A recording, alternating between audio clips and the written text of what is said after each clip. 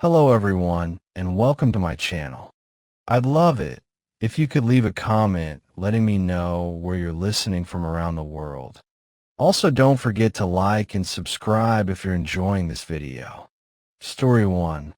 I took the job as a park ranger to escape noise.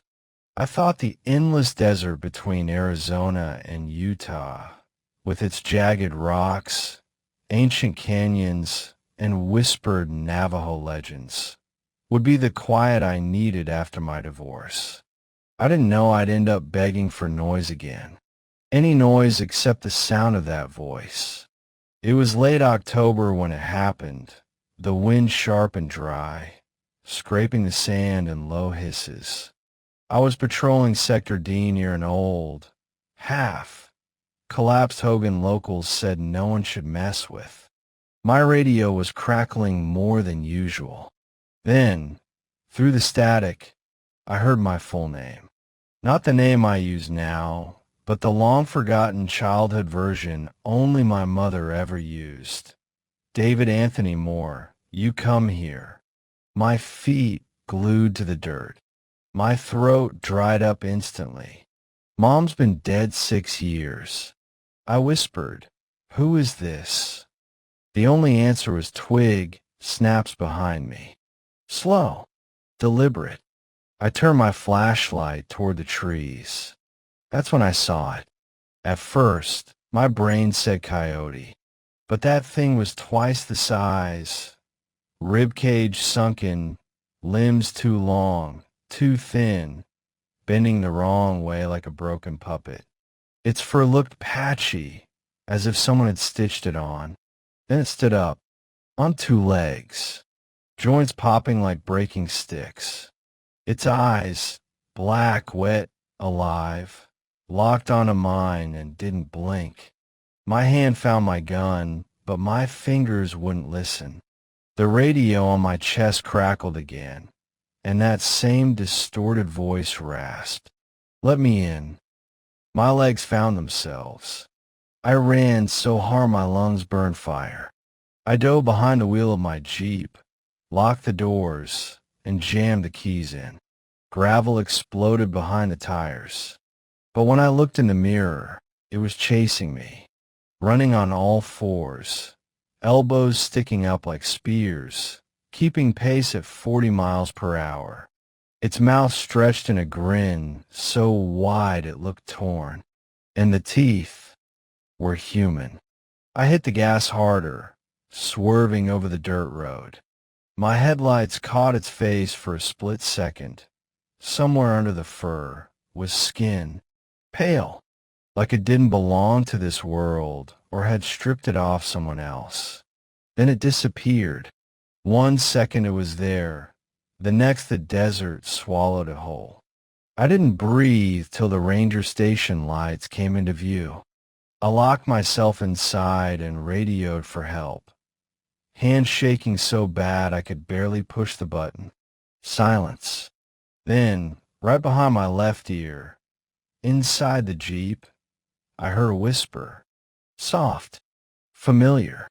It said the name only my mother used when she tucked me into bed. Davy. The windows were rolled up. The doors were locked.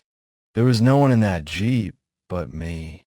I screamed till my throat bled and didn't unclench my fists till the sun rose. They found me sitting in the driver's seat with bite. Marks on my shoulder I swore weren't there the night before.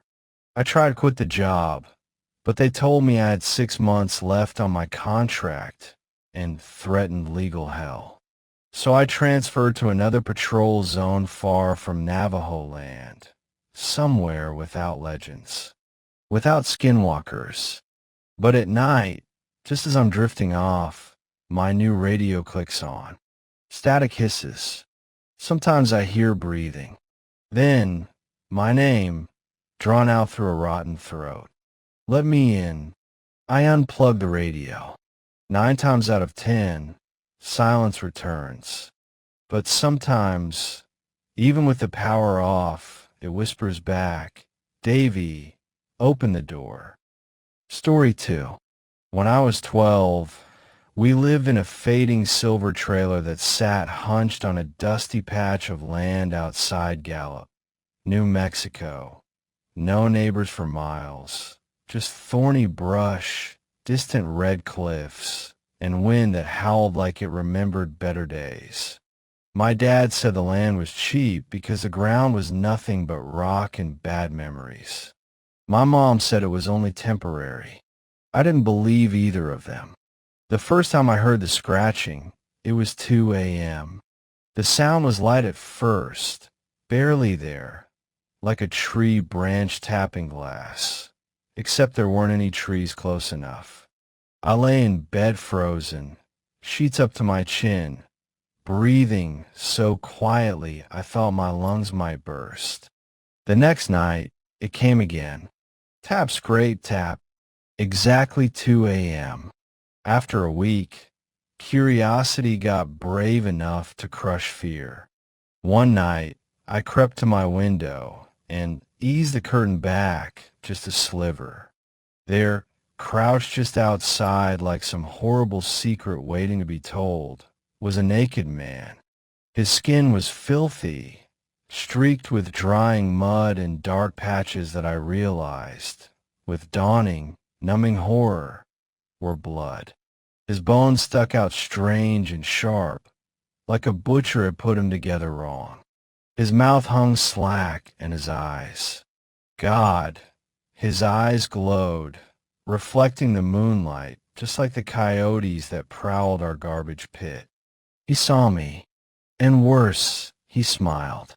I screamed so loud I didn't recognize my own voice. My dad thundered into my room within seconds, old shotgun in hand. But when he yanked open the window, there was nothing there but desert silence. He searched outside with a flashlight for nearly an hour, while my mom sat beside me and prayed under her breath. He found nothing. The next morning was bright and mercilessly sunny. My dad stood stiffly by the trailer's edge where the sand still looked disturbed. Leading away from my window were footprints. Not human, not animal, split, heavy-hoofed. Dozens of them. Dad didn't say a word. But that afternoon, he drove into town and came back with a sack of ash and corn pollen. He sprinkled it around every door and window while muttering something under his breath in Navajo. Words I didn't understand, but he spoke them like he was begging the dirt to remember its promise to protect us. That night I couldn't sleep at all. I lay there in my bed, rigid, staring at the clock. 2:02. 2:05. I began to hope that maybe whatever had come before had gone back to wherever nightmares sleep. At 2:07 a.m., the scratching came back, violent this time, talons on metal, making my window shutters judder.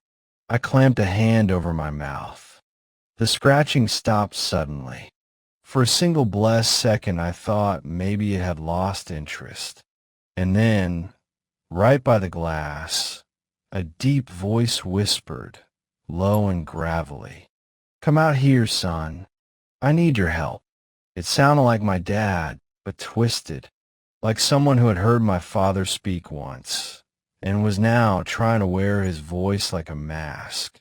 I gathered every ounce of courage I had and slowly turned my head. The thing was smiling at me again.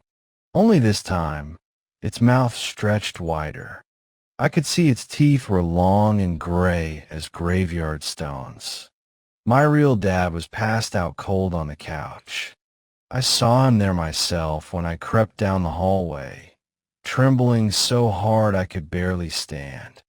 I pressed my hands together and prayed so hard my knuckles ached, whispering every verse my grandmother ever taught me. Outside, the scratching continued until dawn.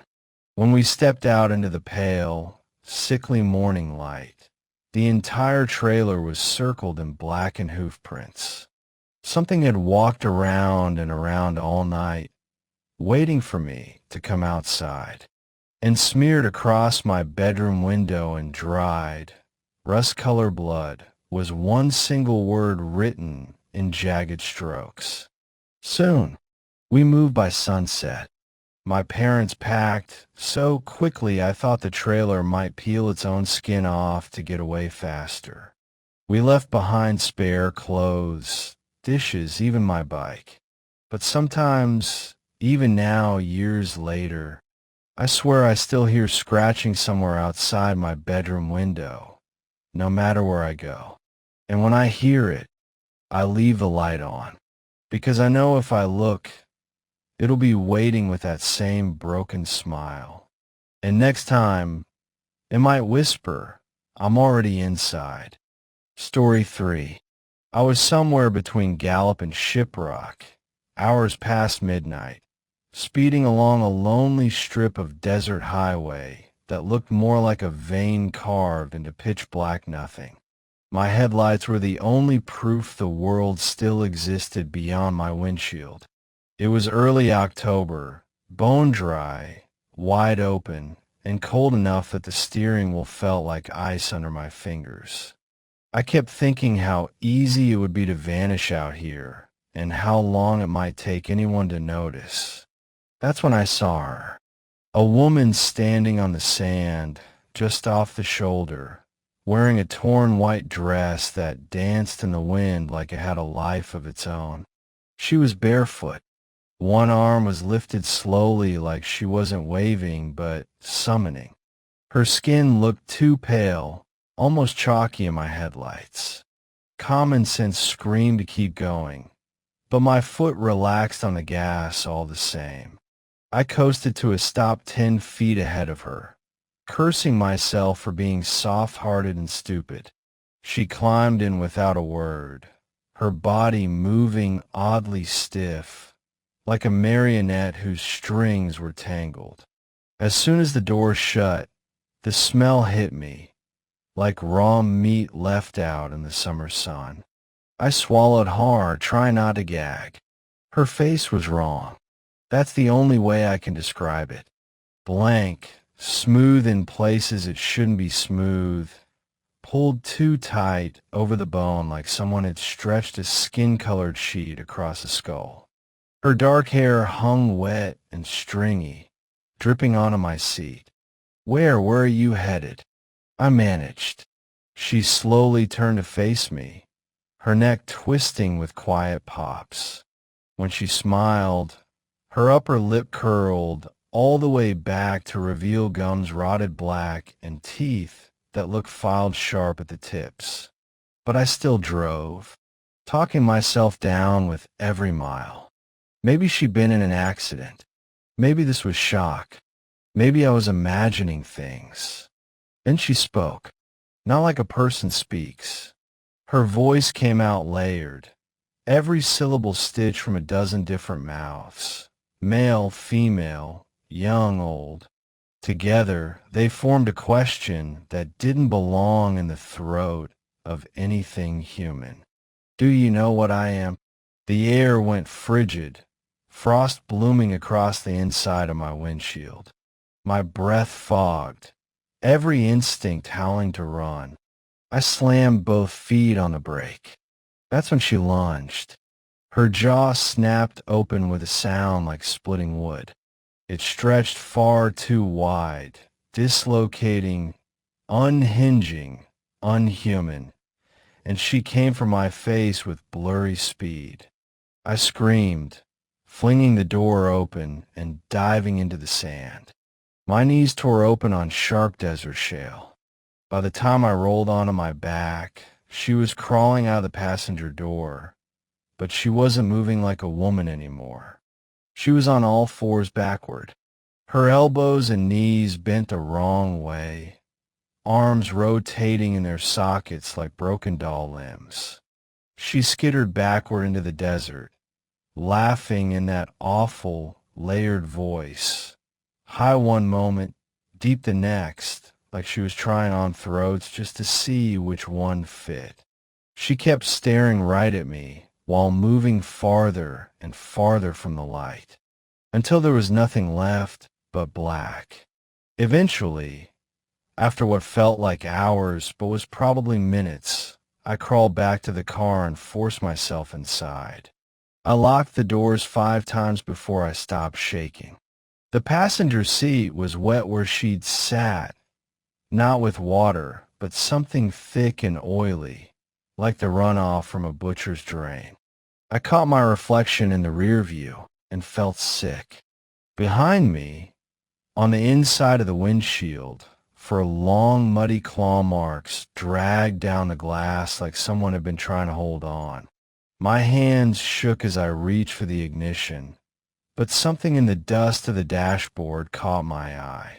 A message, carved in with something sharp, letters jagged and uneven. Only 2 words. Next time. Below it, directly underlined, another 2 words had appeared while I was outside. Don't stop. I drove away shaking so hard I almost veered into the sagebrush. I didn't stop until I reached the lights of Farmington. I told no one. I slept with the curtains pinned tight. Sometimes I wake up to that smell again, raw meat and rot, and I feel certain she's just outside my door, smiling that gum-black smile. And if I ever see another hitchhiker on a desert road again, I swear I'll keep driving even if the devil himself is waving me down.